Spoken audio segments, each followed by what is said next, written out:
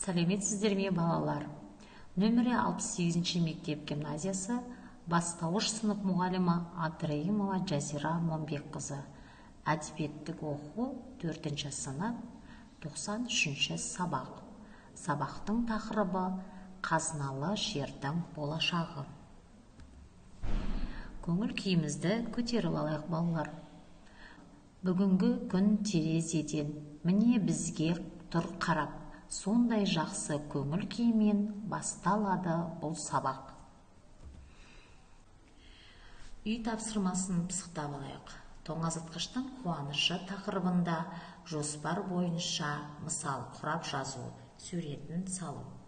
Жоспар: тоңазытқыштың портреті, тоңазытқыштың қуат көзіне өкпесі, тоңазытқыштың қуанышы.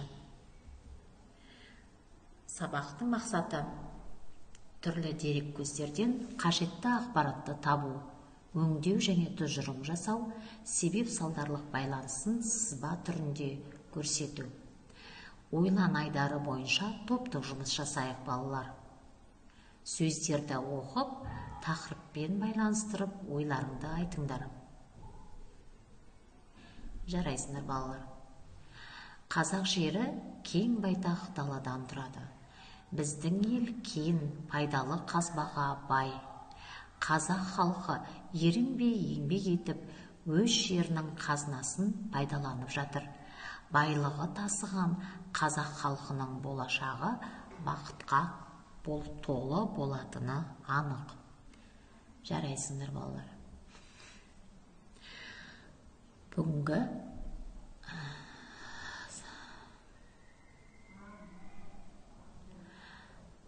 Тайыр Жароқов ақын 1908 жылы Батыс Қазақстан облысы Жәнібек ауданы Жетібай ауылында дүниеге келген. Ол көптеген өлеңдердің авторы. Күн тіл қатты, жер қанаты, тасқынға тосқын атты шығармалары бар. Біз бүгін оның мұнай өлеңімен танысамыз. Мұнай.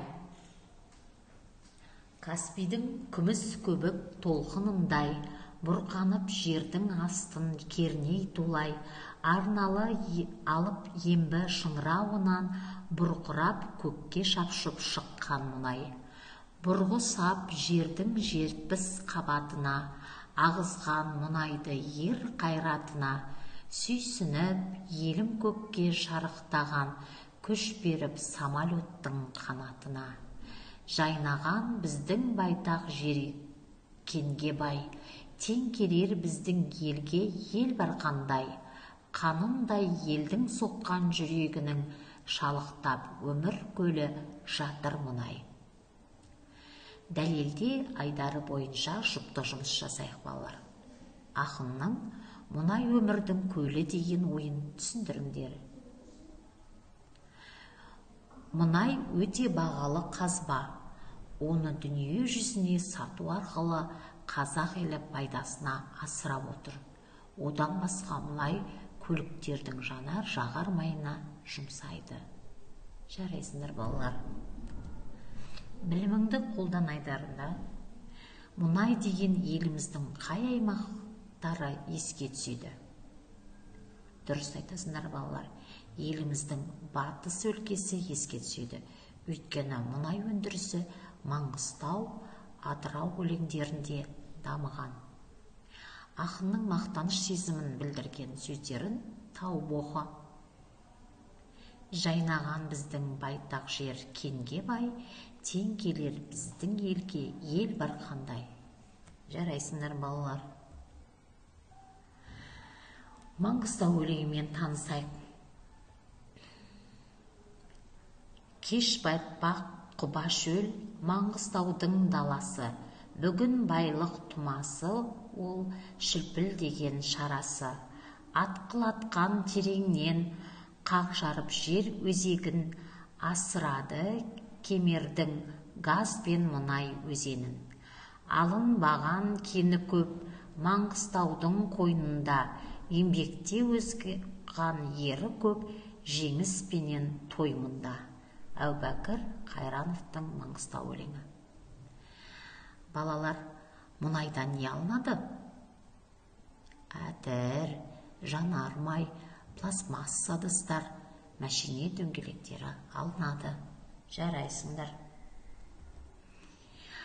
Алынбаған кені көп. Бұл жерде балалар Маңғыстаудың қойнында деп бекер айтылмаған. Бұл өңірде әлі де жер асты байлығы өте көп. Оларды игеру болашақтың жұмысы. Үйге тапсырма балалар. Өз үйіңде мұнайдан жасалған қандай заттар бар? Солардың тізімін жасап кел.